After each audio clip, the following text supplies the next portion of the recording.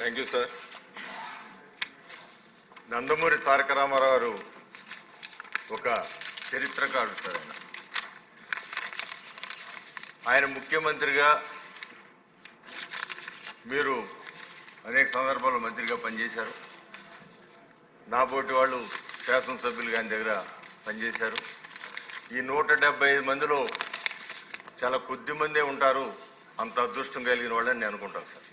ఎందుకంటే ఆయన ముఖ్యమంత్రిగా ఉండగా శాసనసభ్యులుగా పనిచేసే భాగ్యం, అది మాత్రమైన భాగ్యం జీవితంలో కలిగిన అదృష్టంగా భావిస్తాను సార్. ఎందుకంటే ఆయన సంకల్పం కానీ ఆయన ఆలోచన కానీ ఇప్పుడు కూడా దృఢంగా ఉంటాయి సార్. ప్రత్యేకంగా నాణ్యమైన వైద్యాన్ని, ఆరోగ్య సంరక్షణ, మెరుగైన ఆరోగ్య సంరక్షణ కల్పించాలని ఆయన ఆలోచన చేసే ఈ యొక్క యూనివర్సిటీ స్థాపించారు సార్. ఆ యూనివర్సిటీ కార్యకలాపాలు విజయవాడ నగరం నుంచి జరగాలని కూడా ఆయన ఆ రోజున చెప్పడం జరిగింది సార్. ఇవాళ ఇక్కడ ఒకటి గుర్తు చేసుకోవాలి సార్. విజయవాడ నగరంలో విజయవాడ అనే పట్టణాన్ని విద్యలవాడగా మార్చిన సిద్ధార్థ అనే ఒక గొప్ప సంస్థ ఉంది సార్ విజయవాడ. ఆ సంస్థలో ఎల్కేజీ నుంచి పీజీ వరకు ఇటు డాక్టరు, ఇంజనీర్సు, ఫార్మసీ అన్ని కాలేజీలను నెలకొల్పిన సంస్థ సిద్ధార్థ సంస్థ. ఆ రోజున 57 ఎకరాల నడిబొడ్డున, విజయవాడ నగర నడిబొడ్డున 57 ఎకరాల స్థలంలో మెడికల్ కాలేజీని బిల్డింగులతో సహా వాళ్ళు మొదలుపెట్టారు సార్. ఒక బ్యాచ్ కూడా బయటకు వచ్చే సమయంలో నందమూరి తారక రామారావు ఎప్పుడైతే యూనివర్సిటీని స్థాపించాలని సంకల్పం చేశారో ఆయన వారికి అత్యంత సన్నిహితులు సార్. ఒక రకంగా చెప్పండి చక్కటి స్నేహితులు కూడా రామారావు గారికి. కానీ రామారావు గారికి ప్రజల మీద ఉన్న చిత్తశుద్ధి, రాష్ట్రం, ఈ తెలుగు రాష్ట్రం అభివృద్ధి చెందాలనే చిత్తశుద్ధి ఎంత గొప్పదంటే తన సన్నిహితులైనా స్నేహితులైనా వాళ్ళ దగ్గర ఆ కాలేజీ, ఆ రోజున ఆ కాలేజీ స్థాపనకి ఆ సంస్థకి ఎన్ని కోట్లు ఖర్చు అయిందో నాకు అంత గణాంకాలు నా దగ్గర లేవు. కానీ ఈ రోజున 3,000 కోట్ల రూపాయలు విలువ కలిగిన ప్రాంతం సార్. అది 57 ఎకరాలంటే నడిబొడ్డు 3,000 కోట్ల రూపాయలు విలువ కలిగిన ప్రాంతం. ఆ సంస్థని ఒక్క మాటలో నందమూరి తారక రామారావు యొక్క సంకల్ప బలం ఎలాంటిదంటే ఆయన ఆ కాలేజీని ప్రభుత్వానికి ఇవ్వండి అనగానే వాళ్ళు కూడా ఇచ్చేశారు సార్. నేను కూడా రూపాయి కూడా ఆశించకుండా ఆ కాలేజీని ప్రభుత్వానికి ఇచ్చారు సార్. అక్కడ యూనివర్సిటీ నెలకొల్పబడింది. అక్కడి నుంచి అనేక విధాలుగా వైద్యంలో కానీ లేకపోతే ఆరోగ్య సంరక్షణలో కానీ చక్కటి పరిపాలన జరిగింది సార్.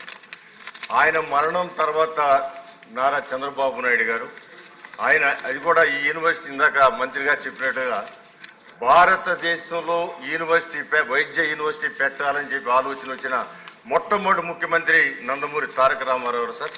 ఆ రోజు వరకు ఎన్నో సంవత్సరాలు మన ఏ ముఖ్యమంత్రి కూడా రాని ఆలోచన మన ఆంధ్ర రాష్ట్రానికి చెందిన మన ముఖ్యమంత్రి నందమూరి తారక రామారావుకి వచ్చిన ఆలోచన సార్.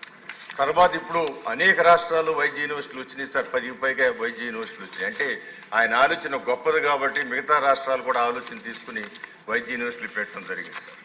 ఇక్కడ మనం ఆలోచించవలసింది 1998లో నారా చంద్రబాబు నాయుడు గారు ముఖ్యమంత్రిగా నందమూరి తారక రామారావు మరణానంతరం వారికి ఎన్టీఆర్ విశ్వవిద్యాలయం అని ఆ పేరు పెట్టడం జరిగింది సార్ యూనివర్సిటీకి. దాని తర్వాత ఇక్కడ ఇంకొక ట్విస్ట్ కూడా సార్. ఇందాక మంత్రి గారు చెప్పారు, వైఎస్ రాజశేఖర రెడ్డి గారు 2006లో ముఖ్యమంత్రిగా ఉన్నప్పుడు దాన్ని ఎన్టీఆర్ యూనివర్సిటీని డాక్టర్ ఎన్టీఆర్ యూనివర్సిటీ మార్చారంటే అక్కడ రామారావు గారి మీద ఉన్న గొప్పతనం, రామారావు గొప్పతనం కూడా అక్కడ మీరు ఆలోచన చేయాలి సార్. అంతేకాదు మరి రాజశేఖర రెడ్డి గారు కుమార్తె ఏ వ్యక్తి అయితే యూనివర్సిటీ పేరు మార్చాలని సంకల్పం చేసి మార్చాడో జగన్మోహన్ రెడ్డి గారికి స్వయంగా చెల్లెలైన ఆవిడ ఆ రోజున ఒక మాట ఉంది సార్. ఎన్టీఆర్ లాంటి పెద్ద మనిషిని అవమానిస్తే కోట్లాది మంది ప్రజలను అవమానించినట్లే అని ఒక మాట ఉంది సార్ షర్మిల గారు. అంతేకాదు వైఎస్ రాజశేఖర రెడ్డి గారి ఆత్మ కూడా ఈ విషయంలో క్షోభిస్తుందని కూడా ఆ మాట అన్నారు. ఆ మాత్రం ఇంగిత జ్ఞానం లేని జగన్మోహన్ రెడ్డి గారు మరి 2020లో ఈ యొక్క యూనివర్సిటీ పేరు వైఎస్ఆర్ గారి పేరు పెట్టడం జరిగింది. వైఎస్ఆర్ గారి పేరు ఎందుకు పెట్టారంటే ఆయన డాక్టర్ కాబట్టి పెట్టారని చెప్పారు సార్. ఆ డాక్టర్లు కొన్ని లక్షల మంది ఆంధ్ర రాష్ట్రంలో ఉన్నారు సార్.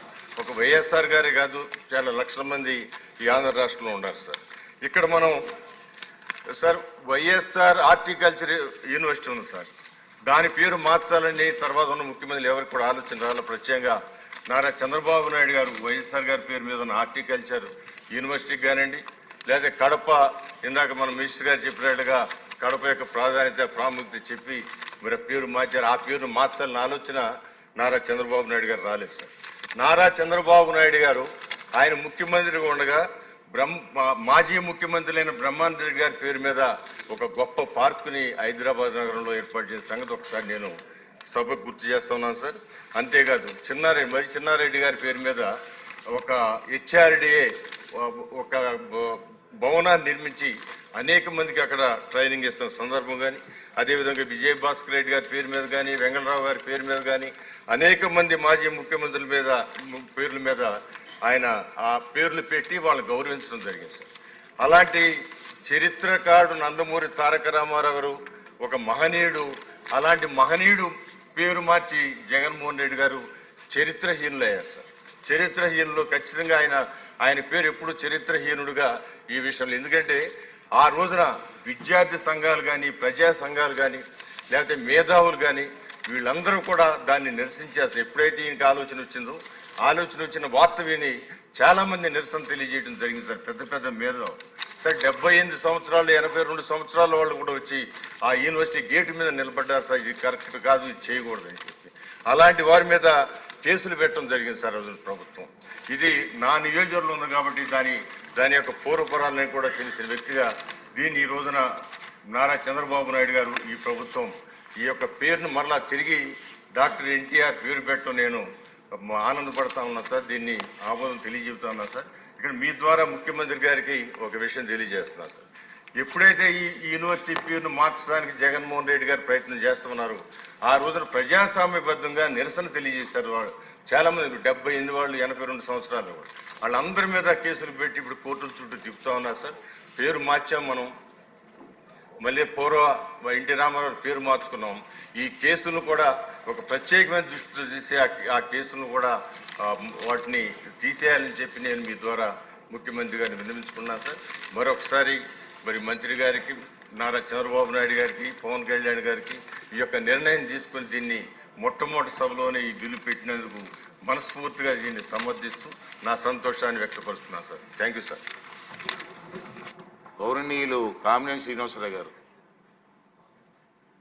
అధ్యక్ష నమస్కారం. అధ్యక్ష, ఒక 38 ఏళ్ల క్రితం